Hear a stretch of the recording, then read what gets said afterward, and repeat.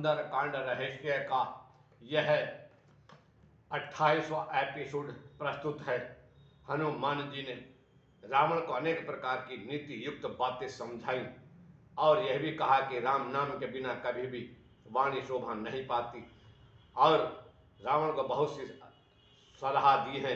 देख रावण, भगवान नाम के बिना, उनके गुणों के बिना, कथा के बिना मनुष्य वैसे ही शोभा नहीं पा सकता जैसे यानी कोई स्त्री आभूषणों से सजी हुई हो और वस्त्र रहित हो, वह शोभा नहीं पाती। उसी प्रकार से मनुष्य राम नाम के बिना शोभा नहीं पा सकता। लेकिन रावण को ये सब बातें हनुमान जी की अच्छी नहीं लगी। यद्यपि कही कपि अतीत बानी, भगति विवेक अविरति नय शानी, बोला बिहसी महायभिमानी, मिला मही कपि गुण बड़ ज्ञानी, तो निकट आई खल तोहि, लागे सियाधम सिखावन मोहि, उलटा हो ही कह हनुमाना, मति भ्रम तारे अप्रगट में जाना।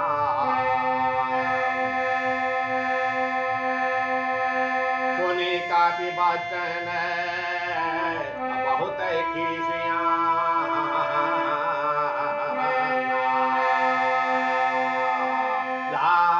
अरे बेगिन हरा मुढ़ कर प्राणा, सुनय तै निशाचर मारन धाये, सचिवन सहित विभीषण आये, नायकी जय करी अभिनय बहुता, नीति विरोध में मारी दोता, आनदंड कथा कर ये गुसाए, तब ही कहा मंत्र बाल भाई, सुनत बिहसी बोला दर्शकम धारे, अंग भंग करे बढ़ाए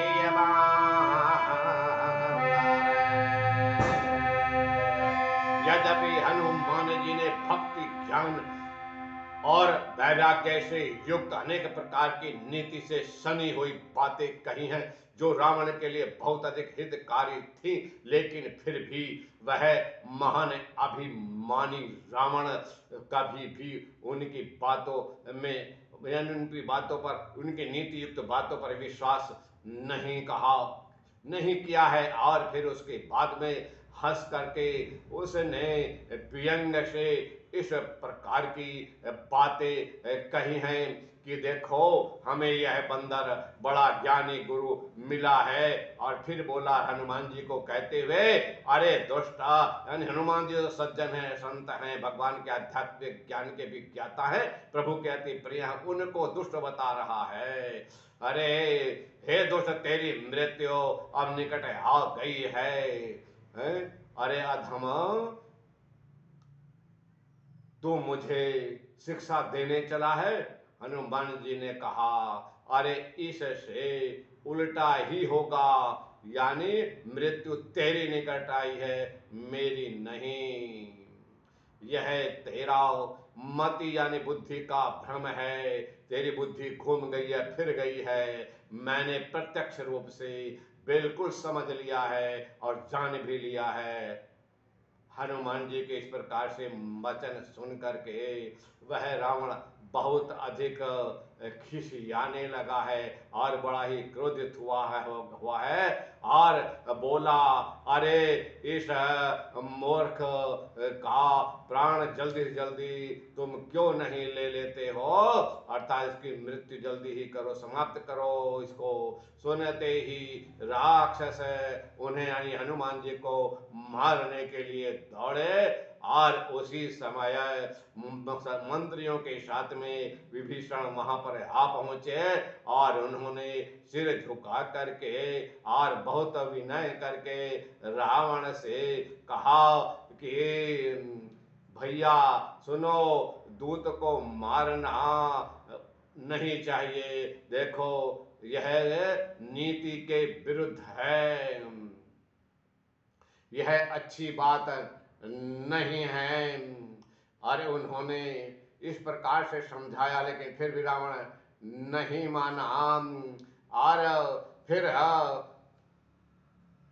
जब सबने उनकी बातों का समर्थन किया, तब रावण ने कहा कि ठीक है, इसे कोई दूसरा दंड दिया जाता है, क्योंकि विभीषण ने दूसरा दंड देने का प्रस्ताव रख दिया था। और सभी जो सभा में बैठे हैं उन सब ने ये निश्चय कर लिया कि ठीक है, इनको दूसरा ही कोई दंड देना चाहिए। यह विभीषण की राय उचित ही है। यह सुनते ही आप देखिए, रावण ने कहा अच्छा तो फिर इस बंदर के अंग भंग कर दिए जाए, अंगों को काट दिया जाए और इसके बाद इसको वापस लौटा दिया जाए। अरे कापी के ममता पूछ पर सब ही कहे हो समझाई, तेरी तेरे बोरी पट बंध पुनी पावक देह लगाए। राम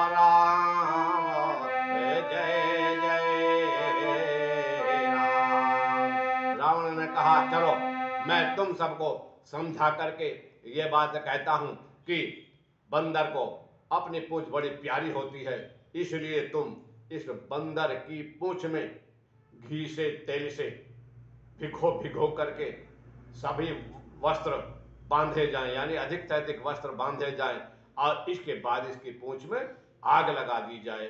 इस प्रकार से आग लगाने की आज्ञा दी है रावण ने। और दुष्ट राक्षसों ने उन बजरंगबली हनुमान जी को किस प्रकार से आग पूंछ में आग लगा दी है और फिर क्या हुआ है, इससे आगे की आप कथा, इसका आगे का रहस्य आप अगले यानी 29वें एपिसोड में आप सुनेंगे। हमारे चैनल को सब्सक्राइब करते रहिए, भक्ति का रस प्राप्त करते जाइए और वीडियो को शेयर भी करते जाइए।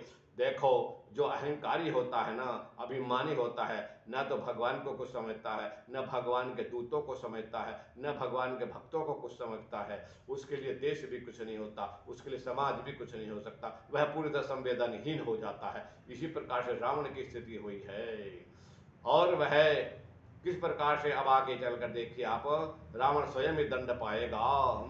इसी के साथ अगले एपिसोड तक के लिए सभी को जय सीता राम, जय बजरंगबली हनुमान।